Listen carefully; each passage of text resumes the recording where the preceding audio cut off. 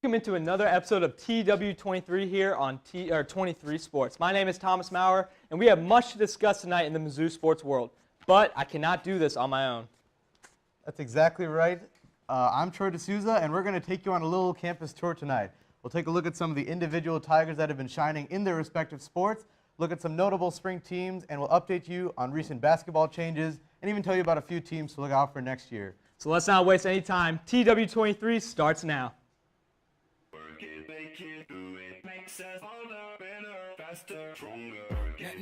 That don't kill me, can only make me stronger. I need you to hurry up now, cause I can't wait much longer. I know I got to be right now, cause I can't get much stronger. Man, I've been waiting all night now, that's how long I've been. Welcome back into TW23. Let's get this show on the road and take a look at some campus superstars that have been making some noise, whether on the diamond or on the wrestling mat. Yep, first on the list, we'll have a look at junior wrestler Jaden Cox, who this past weekend went to Mongolia to compete for a chance to go to Rio this summer in the Olympics. Cox secured a first-place finish and outscored his opponents by 36-3, and now he'll be able to wrestle for Team USA in August at the Olympics. Oh, it's been crazy, Troy. This guy won 4 state championships in high school, 2 national titles already, and he goes against grown men and just takes them down like that. It's unbelievable. It's crazy, and now he's adding U.S. Olympian to that list of accolades. You know, in his second title, he beat Morgan McIntosh for his second national title. Very big deal, and obviously this guy's only a junior. We have a lot of time, like still a whole another year to watch him, and like kind of in awe, pretty much of the way he's been.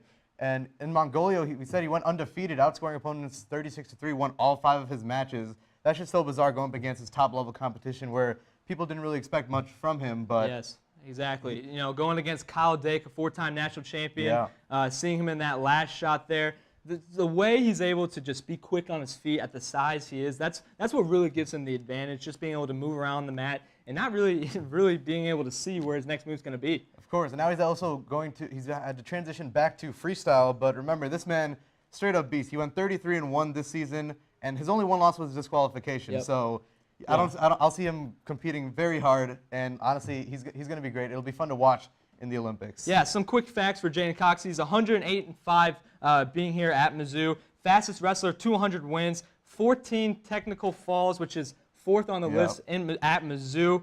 Like we said here, he's going to be going to the Olympics. And one of the coolest things before we move on here, in one of his press conferences right before he went to the national championship, national tournament about a month and a half ago, they asked him, you know, how he feels, how he thinks he's really improved on, and he looked at the reporters right in the eye and said, nobody's going to beat me. I don't care who you are.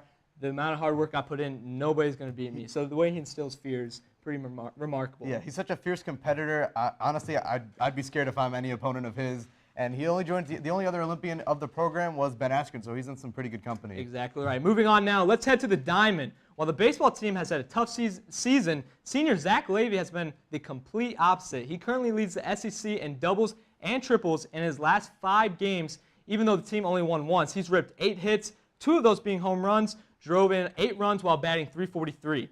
Fielding hasn't been a problem either, only 1 error in those past 5 games. Troy, he's been absolutely unbelievable this year. Like you said, you nailed it. Overall, he's been batting .352 on the season, which is just remarkable. You mentioned leading the SEC in doubles and triples, not just Mizzou as a whole, like the SEC. He has 42 RBI, so he's second.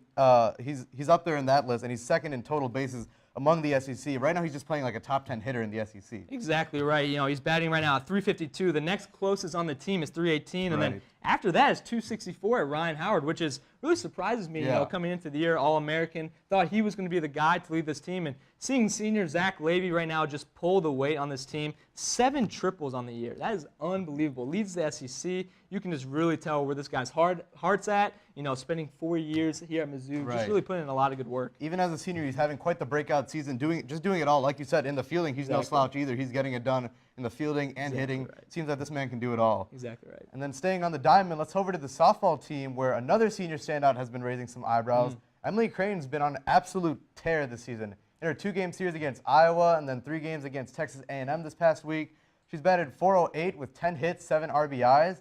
And as of Monday, she was also named the SEC Co-Player of the Week in softball, and this is the first time she's received that honor. She's been phenomenal. Oh, she's been amazing this year. Just named to the first team All-SEC as well. Had the game-winning run in Game 2 of the Texas A&M series. So being able to really pull her weight as a senior, I think a lot of people, when they think of sports and when they look at different teams, they really underplay the importance of seniority. And the way Emily Crane has just held her own and the way she's just carried this team throughout the year, it's been really remarkable. Yeah, and in this 4-game stretch last week, she had 2 doubles, 2 home runs, 7 RBIs, 15 bases, and she's batting a 1.07 slugging percentage. And in that stretch, Mizzou's 4-0. No surprise when she's playing that way. It's hard to fall to anybody. Absolutely right. She's leading the SEC in multiple categories, or at least she's up there.